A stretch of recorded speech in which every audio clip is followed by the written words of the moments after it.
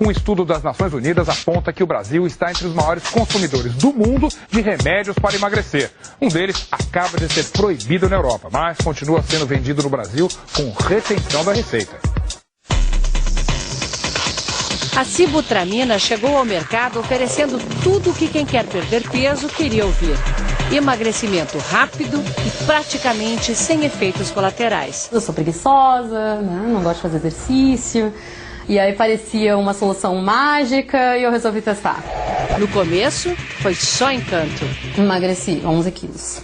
Eu estava com 86 e fiquei com 75. A sibutramina age no cérebro ajudando a aumentar os níveis de serotonina e noradrenalina, neurotransmissores que regulam as emoções. Mas ao impedir que esses neurotransmissores sejam recaptados, cria um efeito colateral poderoso, reduz o apetite. Só que também provoca outras reações. Eu fiquei muito agitada mesmo, assim. Na época que eu fui trabalhar, eu fiz um monte de besteira por falta de atenção, porque eu não conseguia focar. Era mesmo bom demais para ser verdade. A sibutramina acaba de ser proibida em todos os países da União Europeia. Um estudo mostrou que a substância aumenta o risco de doenças cardiovasculares graves, como derrame e ataque cardíaco, em pacientes obesos que já têm história de doenças cardiovasculares.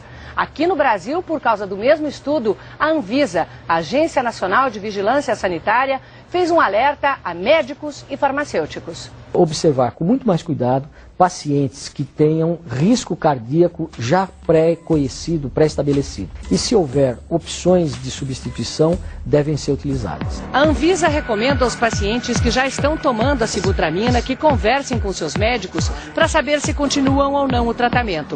A agência ainda vai decidir se o Brasil vai tornar mais difícil a compra ou retirar do mercado um dos medicamentos mais vendidos do país. Quase 2 toneladas no ano passado. E são todos produtos que causam efeitos adversos, reações, que são muitas delas esperadas, como é o caso, mas que podem ser graves e até fatais. Eu só emagrecia, daqui a pouco acabava o efeito, porque eu não tomo. Numa reunião dos vigilantes do peso, são frequentes os casos assim. E realmente eu tive arritmia cardíaca, falei para ele mandou parar imediatamente. Mas a senhora já tinha uma história cardíaca quando começou a tomar? Eu já tinha sido safenada em 1999. Patrícia, 1,70 m, 86 quilos, chegou ao consultório do cardiologista com sintomas preocupantes. Tive pico hipertensivo e ataque cardíaco. Uma coisa desesperadora, você fica apavorado. E os tremores é uma coisa que você não consegue controlar. O que é que o senhor diz para esses pacientes que não estão correndo risco e que estão tomando a sibutramina? Existem outras maneiras mais saudáveis de perder peso, de se manter saudável. Eu recomendaria fortemente que não usasse se não fosse absolutamente necessário para fins de saúde. A Sociedade Brasileira de Endocrinologia é categórica. O medicamento só é indicado para quem tem obesidade mórbida ou IMC acima de 30. O cálculo é feito dividindo o peso pelo quadrado da altura. Ou então, paciente com sobrepeso que tenha diabetes, por exemplo. Nós estamos lidando no Brasil com mais de 40% da população com sobrepeso e mais de 10% da população com obesidade. E isso favorece uma série de outras doenças, inclusive aumenta a mortalidade cardiovascular. E se nós pudermos tratar essas pessoas antes que elas desenvolvam essas complicações, será um benefício extraordinário para essas pessoas. E essas provavelmente vão se beneficiar, em alguns casos, do uso de um medicamento como a sibutramina. Mas não funciona como tratamento estético. Além de reduzir o apetite, essa substância acelera o metabolismo. Isso significa que a pessoa gasta mais calorias fazendo as atividades normais do dia a dia.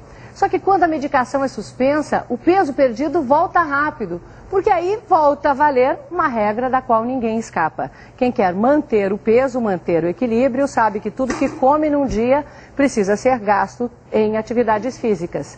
Quem quer perder peso precisa comer pouquinho e gastar muito mais energia.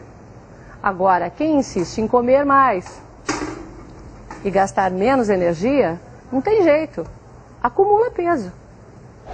Eu emagreci os meus 44 em 1 ano e meio, mais ou menos. Mas eu fazia muita atividade física, isso é importantíssimo também, a gente praticar uma atividade física. É isso que Marcele conta para quem vem aos vigilantes do peso. A gente sempre fala que a mente tem que emagrecer primeiro. Antes eu via o alimento, enquanto eu não visse o fim, eu não parava de comer, sabe aquilo? Hoje em dia não, a gente tem que mudar a mente. Quando a cabeça muda, o corpo emagrece junto.